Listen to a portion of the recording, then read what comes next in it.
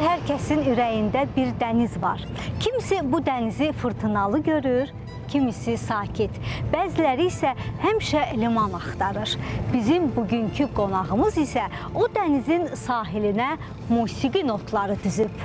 Onun səsi bəzən dalğa kimi coşur, bəzən də sakit bir axşam küləyi kimi insanın qəlbinə toxunur.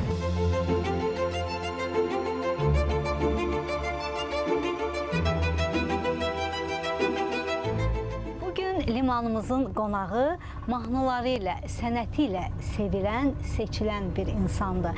Ədalət bəy, xoş gəlmişsiniz bizim limanımıza. Çox sağ olun, sizə də çox sağ ol deyirəm ki, yenidən məni bu gözəl məkana dəvət elədiniz. Mən bir çox proyektlərdə iştirak eləmişəm bizim bu limanımızda və mən sizə çox sağ ol deyirəm ki, bizim tamaşaçılarımız indi ola bilsin bir çoxu, yəni bunu seyr eləyə bilmir, amma sizin efir vasitəsilə, sizin veriliş vasitəsilə bir çoxu görəcək bizim Bakının gözəlliyini, bizim bax bu gözəl panoramaları, bizim Xəzərimizi və bir daha öz-özünə deyəcək, gör nə gözəl bizim şəhərimiz var. Bizim şəhərimiz var. Doğrudan. Dünyanın heç bir yerinə bənzəməyən gözəllik.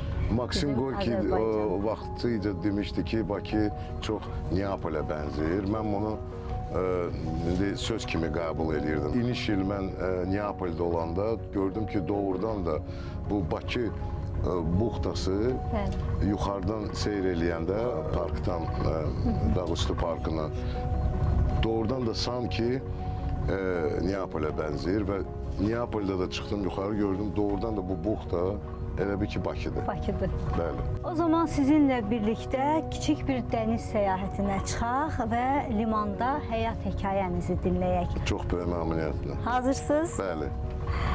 İlk sualım belə olacaq sizə, Ədalət bəy.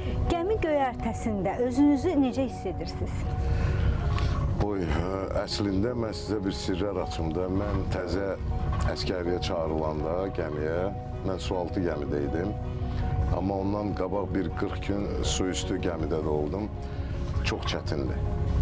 Və dənizə çıxmayan adam üçün gəmi bir çoxları öyrəşməyib.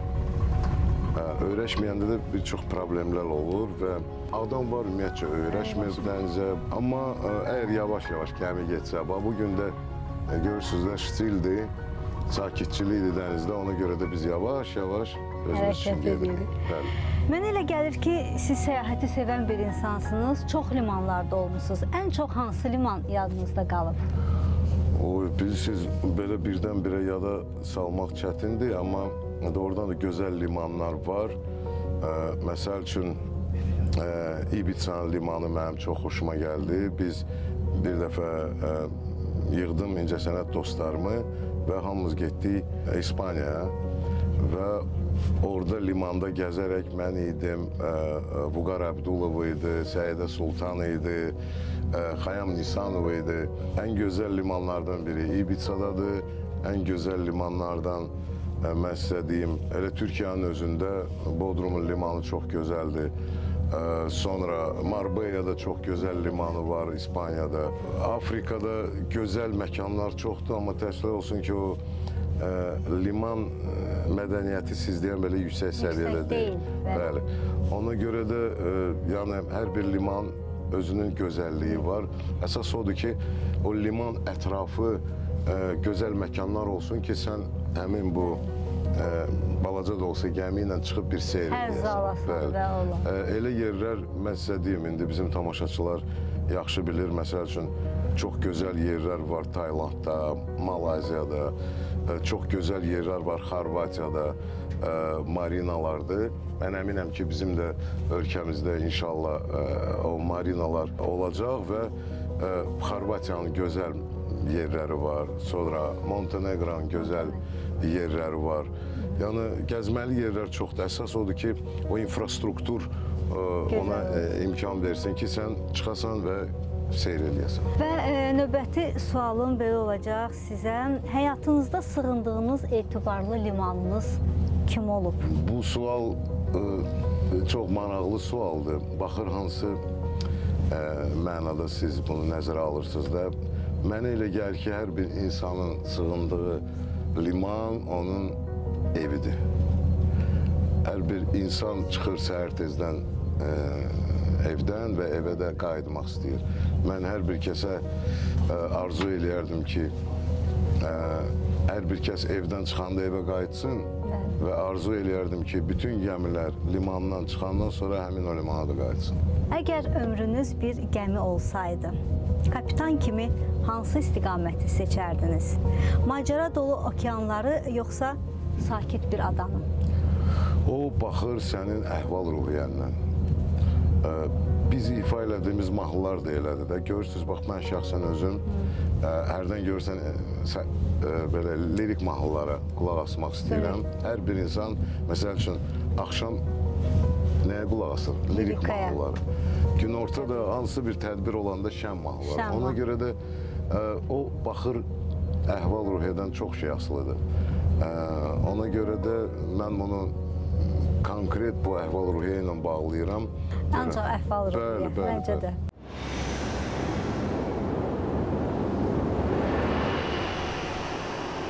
Ədalət bəy, verilişimizdə maraqlı rubrikalarımız var və rubrikalardan biri də Kapitan Sən ol rubrikasıdır.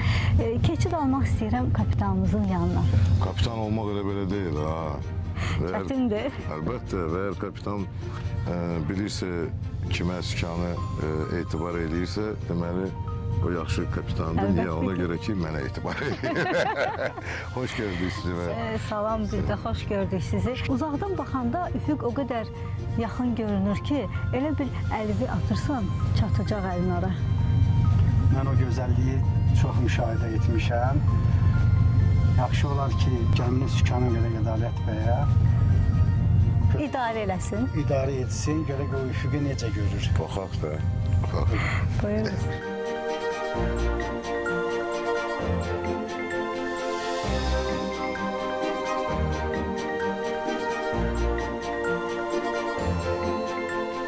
Kapitan, necədir?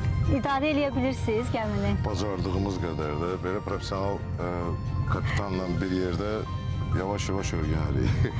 Ədalət bəy, əgər gəminiz fırtınaya düşsəydi, necə idarə eləyərdiniz?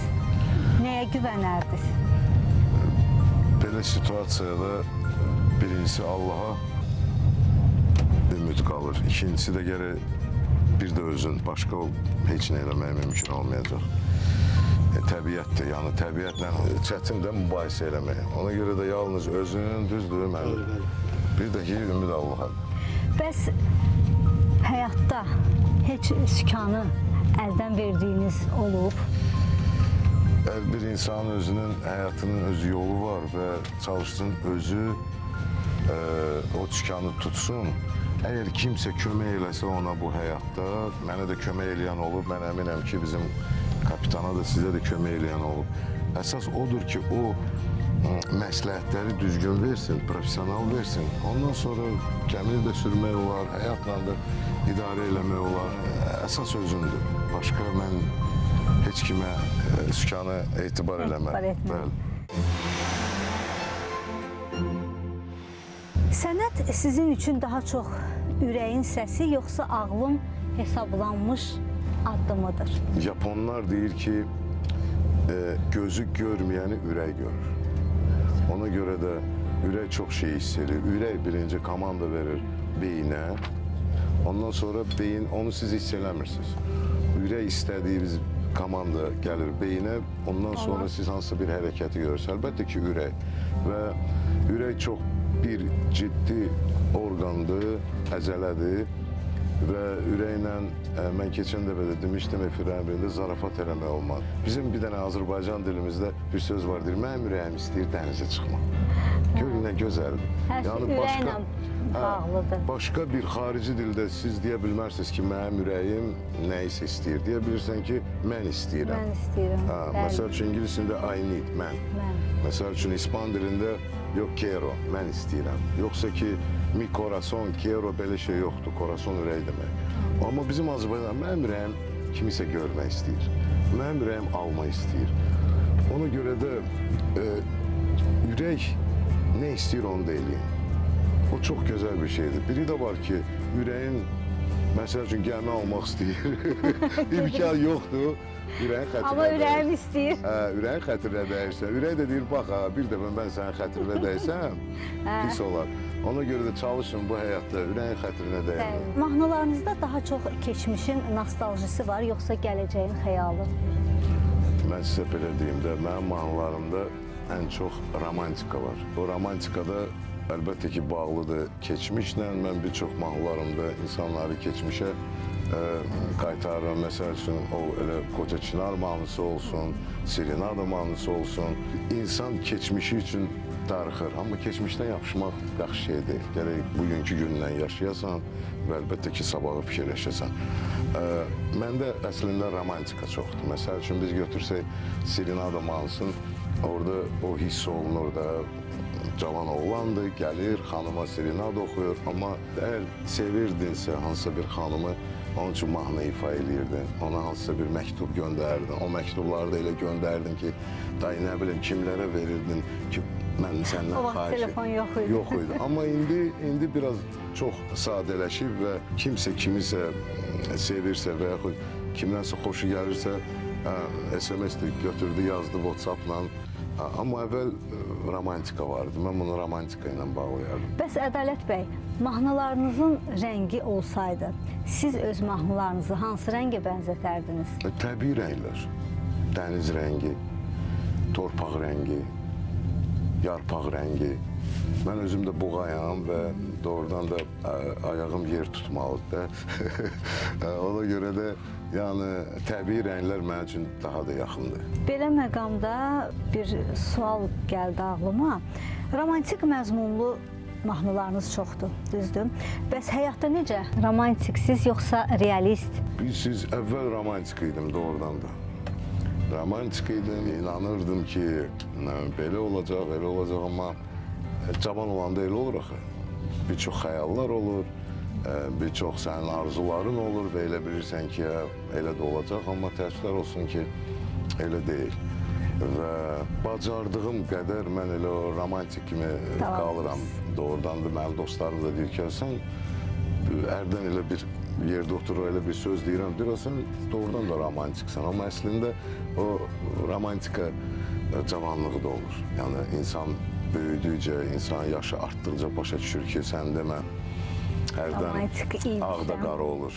Ürəyinizdə qalan, hələ yazılmamış bir mahnı hekayəsi varmı? Vallahi mən bütün hekayələri artıq belə başımda fırlayıb yazmışam. Məsəl üçün, Mən tək qalanda mahnısı, o da bir hekayədir. Qoca Çınar mahnısı, o bir hekayədir. Serenada bir hekayədir. İtirdim mahnısında bir hekayədir. O məndən asılı deyil. Bir də özüm üçün nəyisə təsvir edirəm insanın həyatından. Və bacardığım qədər onu mahnı formasına salıb, sözləri özüm biraz yazıb, məzmununu verirəm bizim nəğməkar şairlərimizə. Onlar o sözlərin üstündə işləyir. Mənə elə gəlir ki, əgər mən indi bu saat sizə desəm ki, mahnılar bitib və yaxud mövzular bitib, deməli mən özüm də bitmişəm və bundan sonra işləməməliyəm. Əgər mən indiyənəcən nəsə eləyirəmsə, deməli mövzular var. Mövzular və o bitmir. mövzuları bitməyəcək də. Biz bilirik ki, dünyada nə dildə oxuyursunuz, hansı ölkəni desəz, mahnılar sevgi, məhəbbətlərdir. Ona görə də mənə Hekayə gəlir ki, bitmir. Bitmir ki, bitmir.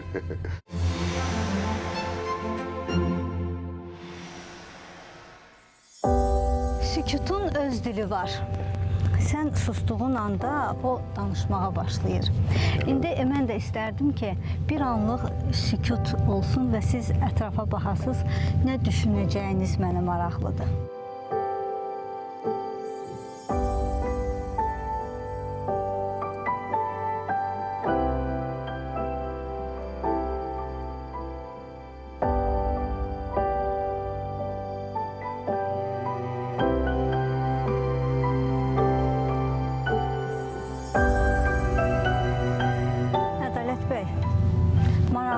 Nə düşündünüz? Bax, ətrafa baxdınız və mənə çox maraqlıdır ki, nə düşündünüz bu bir saniyəlik sükutun içində? Açığı deyim, əminamanlıq və hüzur. Sükutdan yaranan söz var. Bəs musiqidən? Musiqide de notları biz götürse orada da sükut var. Yani bir Amerikanlı kompozitör var.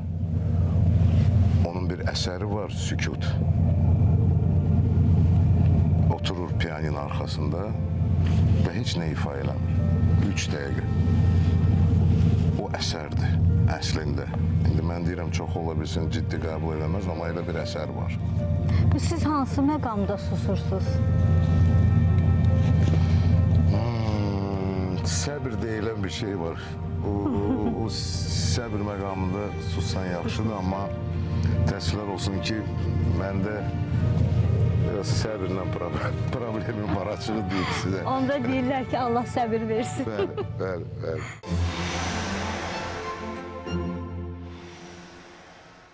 Ədalət Şükürov əslində müğənni olmasaydı, hansı peşəni seçərdi? Mən yaxşı, məsəl üçün, rəssam ola bilərdim. Rəssamlıq məktəbini bitirmişəm vaxtında.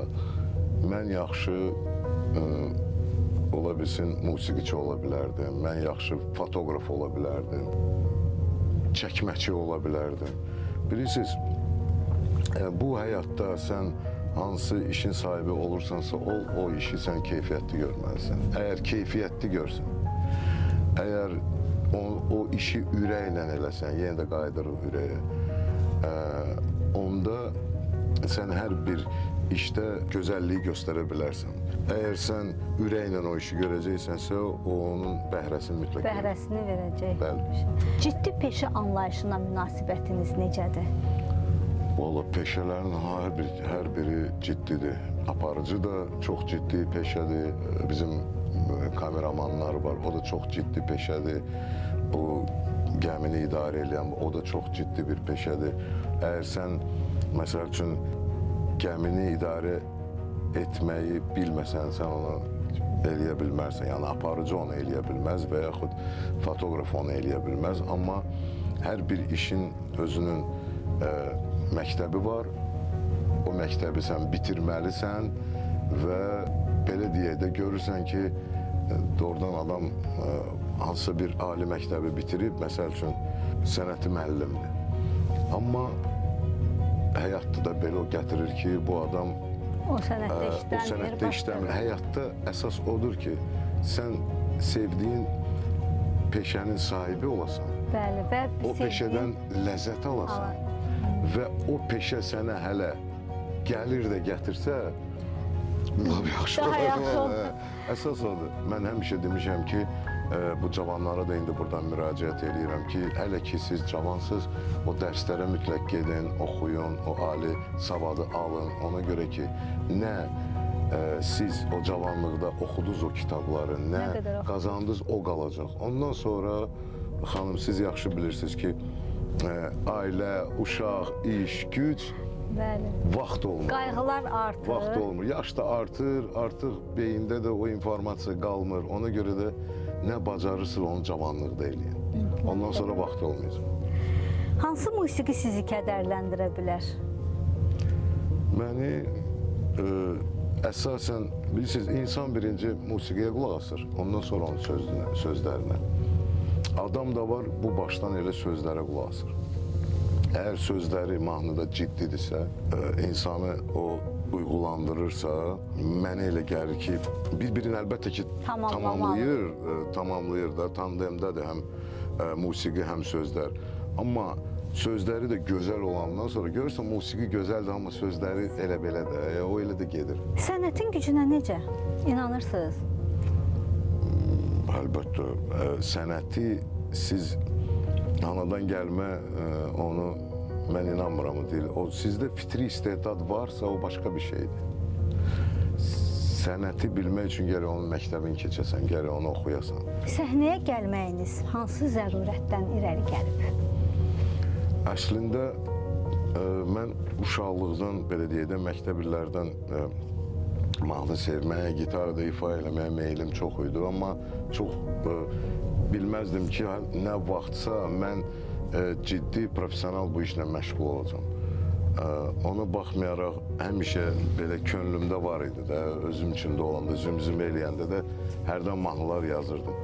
Ona baxmayaraq mən İncəsənət Akademiyasını bitirmişəm, mən Mədəniyyət İnstitutunu bitirmişəm, özüm professional rejissoram, mən İqtisad Universitetini bitirmişəm, İqtisad Akademiyasını bitirmişəm və insanların bu xoşuna gələndən sonra bir də başa düşdüm ki, düzgün yoldayım və bir balaca hiss eləsəydim ki, o deyil, insanların xoşuna gəlmirsə mənim mahnılarım, mən inanın ki, o yoldan çəkilərdim. Amma görürüm ki, alınır, özdə açığı deyim sizə, pis də alınır. Bir sözlə sənət taleyinizdən razısınız. Bəli, mən çox razıyam, ümumiyyətlə taleyimdən razıyam. Niyə ki, razı da olmayayım. Adam var görürsən, deyir ki, oturursan, söhbət edirsən, deyir ki, mən çox narazıyam həyatımdan, taleyimdən. O yaxşı şey deyil, elə şeylər demək olmaz. Hər bir insanın taleyi fərqlidir və siz başqası kimi belə deyək də xoşbəxt olmaq istəyirsiniz. Mən onu başa düşürəm. Hamı xoşbəxt olmaq istəyir. İndi olur da həyatdır ki, belə də olur, elə də olur. Ona görə də çalışın bu həyatda öz taleyinizdən razı olun və çalışın narazı olmayın ki, o taley də sizə qarşı mülayim olsun.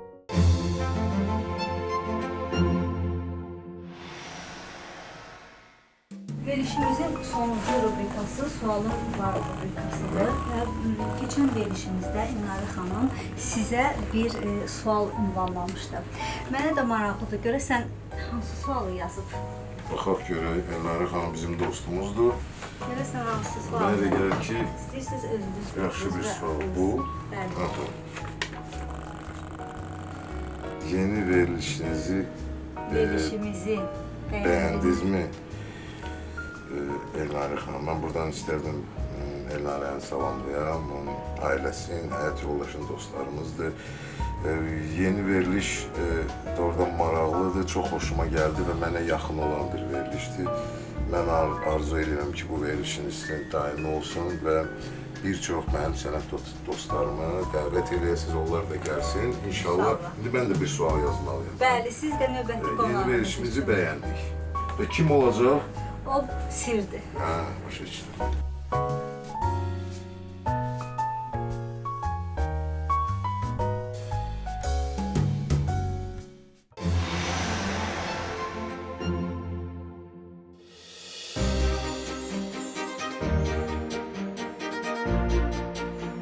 Hər ayrılıq yeni görüşün başlanğıcıdır.